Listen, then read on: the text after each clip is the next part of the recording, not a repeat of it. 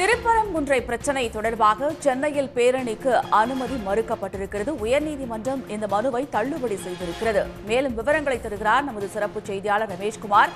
ரமேஷ்குமார், இந்த வழக்கு தொடர்பான முழு விவரம். பாரத் இந்து முன்னணி என்ற அமைப்பு தான் சென்னை உயர்நீதிமன்றத்தில் இந்த வழக்கை தாக்கல் செய்திருந்தது. அதுல மதுரை மாவட்டத்தில் இருக்கக்கூடிய திருப்பரங்குன்றம் மலை, முருகப்பெருமான் மலை, அதனை இஸ்லாமிற்கு சொந்தம் கொண்டாடி வருவதை எதிர்த்து அந்த மலையை காக்க வேண்டி சென்னையில வேல் பேரணி நடத்த அனுமதிக்க வேண்டும் என்று அவர்கள் கேட்டுக் கொண்டிருந்தார்கள். இந்த வழக்கு தான் சென்னை உயர்நீதிமன்ற நீதிபதி இளந்திரன் முன்பு விசாரணைக்கு வந்தபோது அரசு தரப்பில் ஆஜரான மாநில அரசு தலைமை குற்றவியல் வழக்கறிஞர் ஹசன் முகமது ஜின்னா ஏற்கனவே திருப்பரங்குன்றம் உரிமை குறித்து பிரிவியூ கவுன்சில் வரை சென்று முடிவு செய்யப்பட்டு விட்டதாகவும் அது பின்னர் அது குறித்து மீண்டும் பிரச்சனை எழுப்பது சரியில்லை என்றும் அவர் தெரிவித்தார்.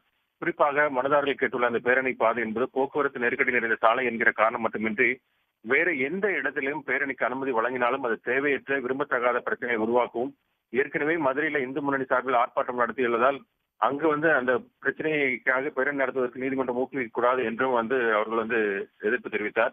வழக்கை விசாரித்த நீதிபதி ஜி கே இளந்திரன் திருப்பரங்குன்றம் பிரச்சனைக்கும் சென்னைக்கும் என்ன தொடர்பு என்றும் தேவையில்லாமல் பிரச்சனையை உருவாக்க பார்க்கிறீர்கள் என்ற கண்டனத்தையும் தெரிவித்திருந்தார். மேலும் பேரணி நடத்த கேட்டுள்ள இடம் கூட்ட நெரிசல் மிகுந்தது என்றும் அவர் குறிப்பிட்டிருந்தார்.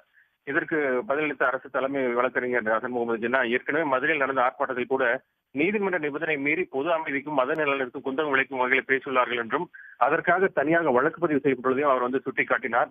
போக்குவரத்து நெருக்கடி இல்லாத பாதையில் பேரணி நடத்த மனதார் முன்வந்தாலும் பேரணி நடத்த அனுமதிக்க கூடாது என்று தனது கடுமையான எதிர்ப்பை பதிவு செய்தார்.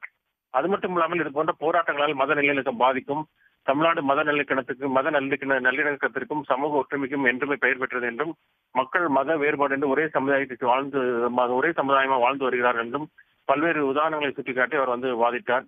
அனைத்து வாதங்களையும் கேட்டிருந்த நீதிபதி இன்று அந்த பேரணிக்கு அனுமதிக்க முடியாது என்று கூறி அந்த மனுவை தள்ளுபடி செய்து உத்தரவிட்டிருக்கிறார்.